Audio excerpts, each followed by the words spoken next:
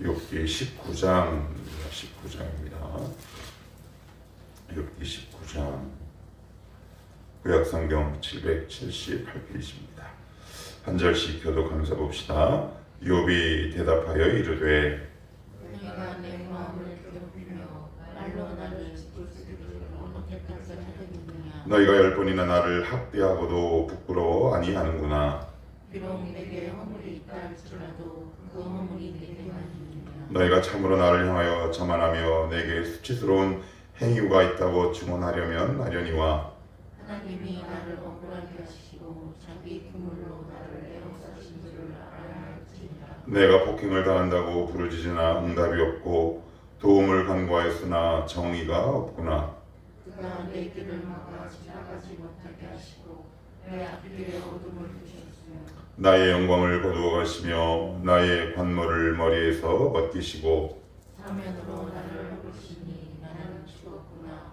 내 희망을 나누고 끄고시고 나를 향하여 진노하시고 원수같이 보시는구나. 그 군대가 이제 나와서 귀를 돋우고 나를 치며 내 장막을 둘러 신을 찾구나. 나의 형제들이 나를 멀리 떠나게 하시니 나를 아는 모든 사람이 내게 낯선 사람이 되었구나.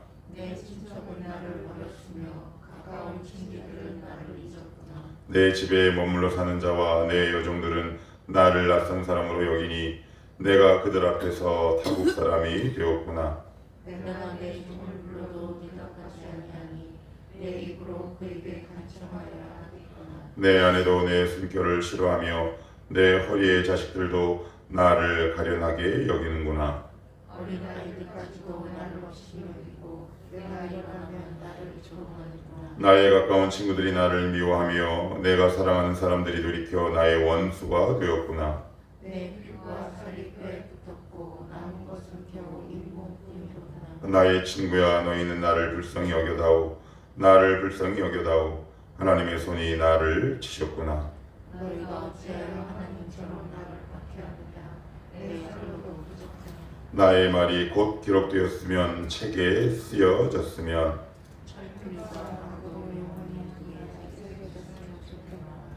내가 알기에는 나의 대속자가 살아계시니 마침내 그가 땅 위에 서실 것이라.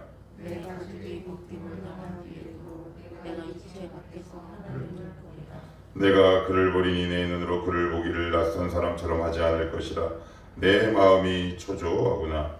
너희가 만일 이르기를 우리가 그를 어떻게 실패하며 또 이르기를 이에 우리가 그에게 있다 할지니 너희는 칼을 같이요 너희는 칼을 두려워할지니라. 분노는 칼의 연보를 부르나니 너희가 심판장이 있는 줄을 알게 되리라. 아멘.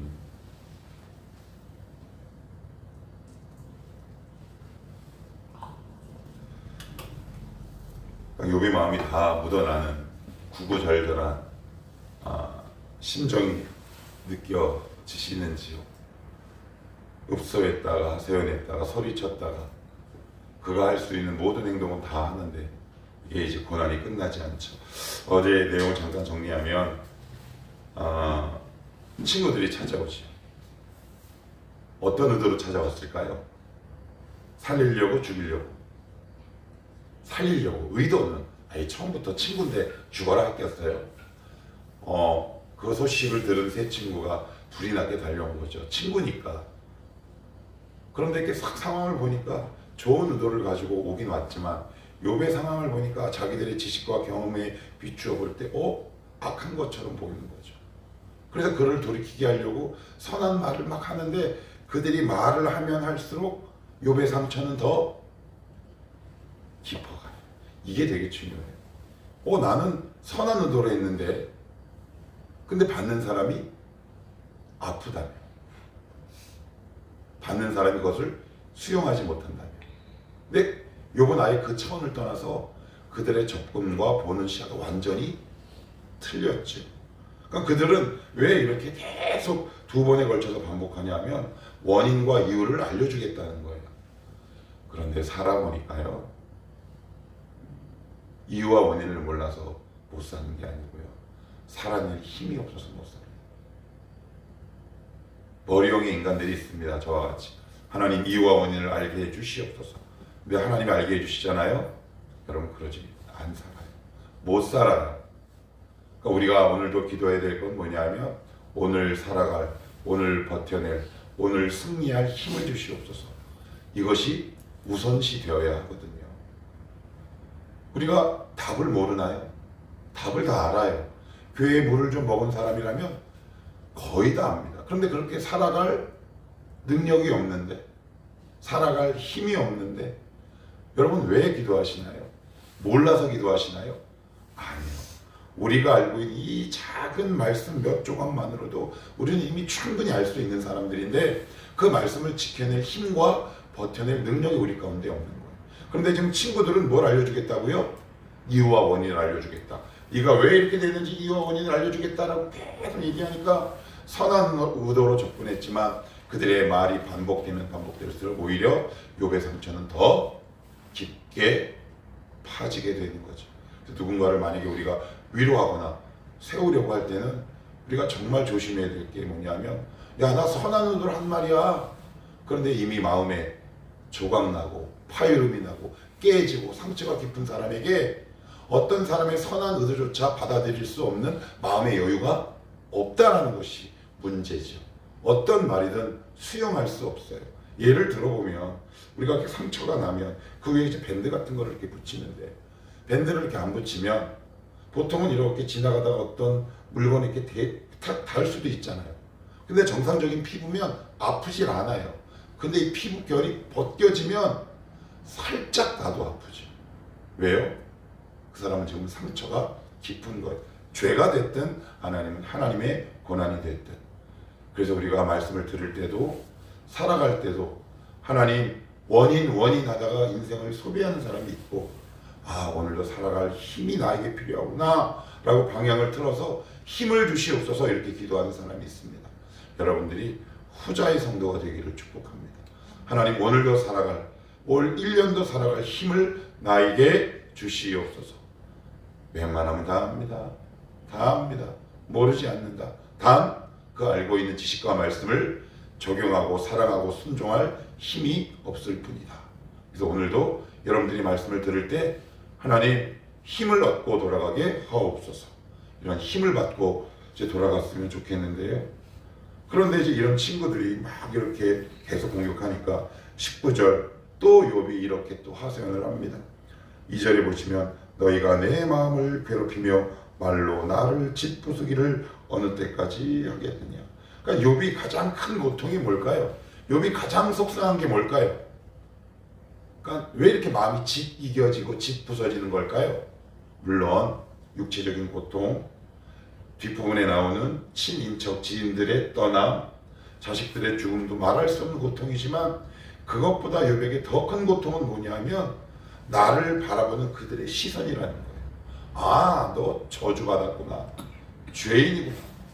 여러분, 그런데 주변에서 우리 누군가 나를 따뜻하게 바라봐줄 수 있다면 죄인도 회복이 가능한데 심지어 특별한 죄가 없음에도 불구하고 당하는 고난을 주변 가장 가까운 친구라는 사람들이, 교회 식구라는 사람들이, 구역 식구라는 사람들이 누군가를 날카로운 눈으로 보면서 내가 이유와 원인을 알려줄게, 너 이것 때문이야 라고 반복하는 그 얘기를 듣는 누군가는 마음이 이겨진다. 그게 힘들다라고 얘기하는 거예요. 나 이것도 힘든데 나 있잖아, 너희들이 말하는 그 말, 나를 바라보는 시선이 나 사실 더 힘들어.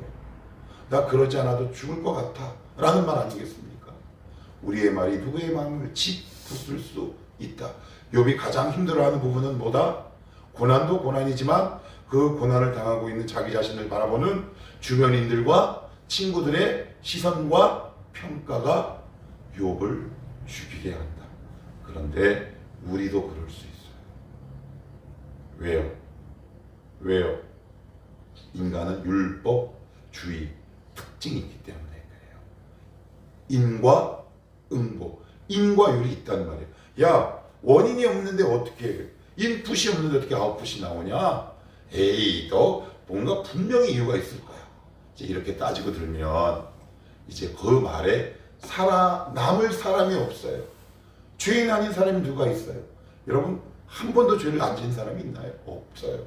그런데 지금 그들은 그 부분을 놓고 계속 끈질기게 지적질하고 있는 거죠. 이들의 지적과 판단과 평가에 남을 영혼이 이 세상에 그 누구도 없다. 그래서 욥이 계속 이렇게 얘기합니다.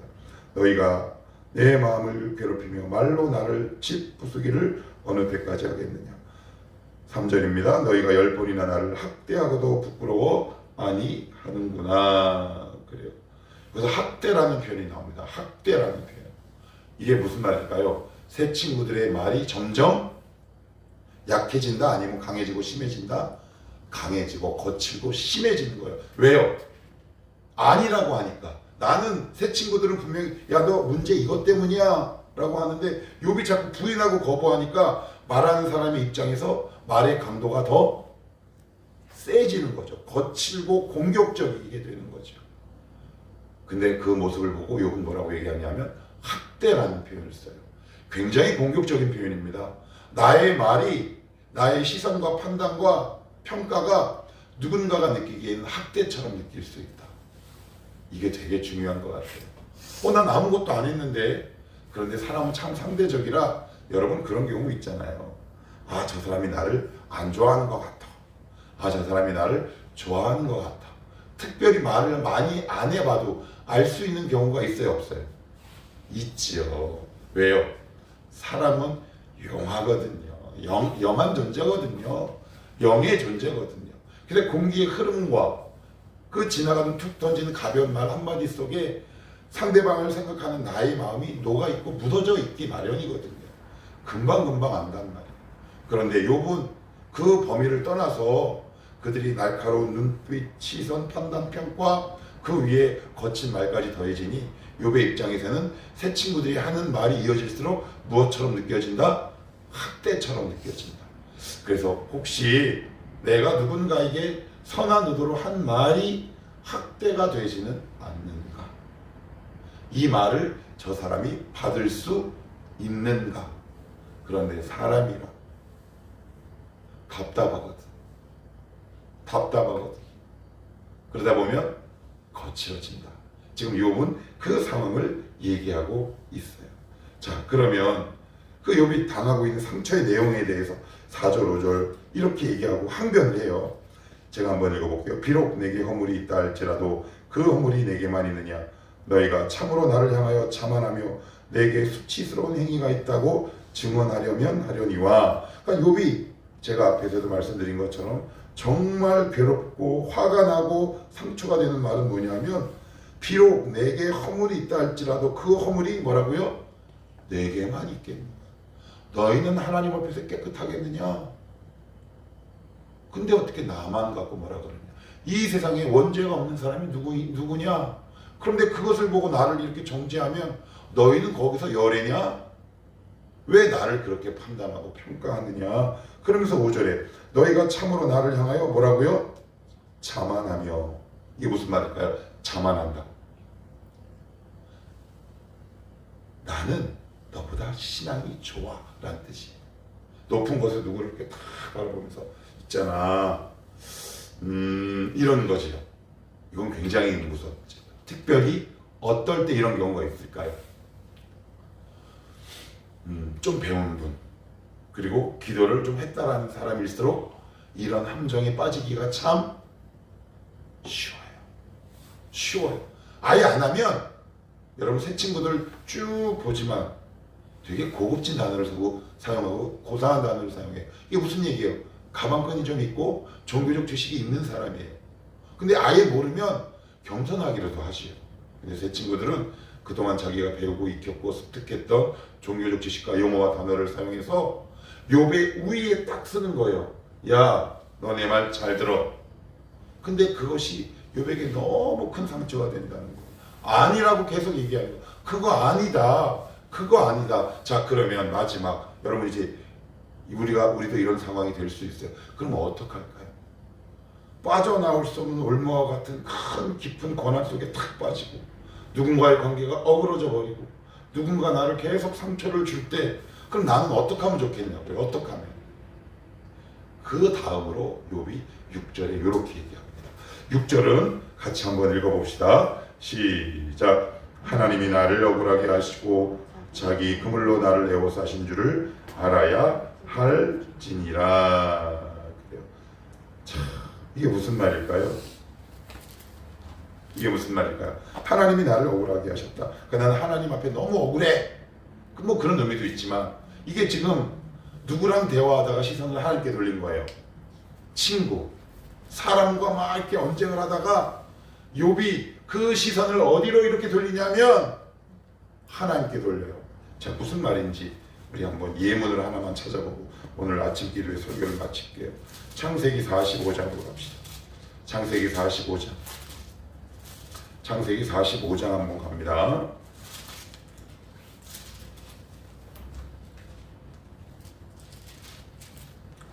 창세기 45장.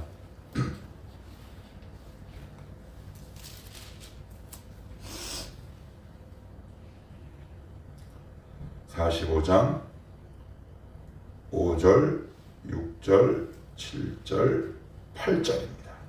자, 72페이지입니다.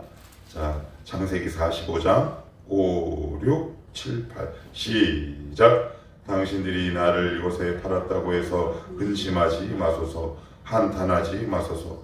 하나님이 생명을 구원하시려고 나를 당신들보다 먼저 보내셨나이다. 이 땅에 2년 동안 흉년이 들었으나 아직 5년은 밭갈이도 못하고 추수도 못할지라.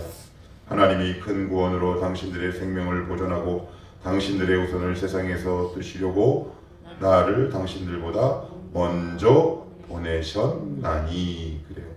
요셉은 억울해요? 안 억울해요? 억울해요. 누구에 대한 상처가 깊을까요? 자기를 노예로 팔아버린 형들에 대한 증오와 분노가 있겠습니까? 없겠습니까? 있죠. 이 증오와 분노와 상처가 얼마나 컸는지 시간 관계상 찾아보진 않을게요. 시편에 105편에 이런 표현이 있어요. 하나님의 말씀이 요셉의 창자를 뚫었도다 라는 말씀이 있어요. 여러분, 이게 창자가 뚫리는 고통이 얼마나 아프겠습니까? 그런데 이유도 몰라. 원인도 몰라. 한 가지는 알아. 나를 억울하게 한 대상이 누군지는 알아. 그러면 우리는 처음에 그 사람과 막 씨름하죠. 나에게 상처 준 놈 막 이래요. 그런데 시간이 지나고 믿음이 자라보니까 요셉에게 뭐가 생겼느냐? 아, 내가 이 문제는 사람과 씨름할 문제가 아니었다라는 걸 나중에 알게 돼. 언제 알게 된다? 나중에 알아요. 나중에. 시간이 좀 필요해요. 저도 나중에 알았어요. 그 당시는 막 속상해요. 그래서 여기서 여러분 되게 중요한 게 있어요.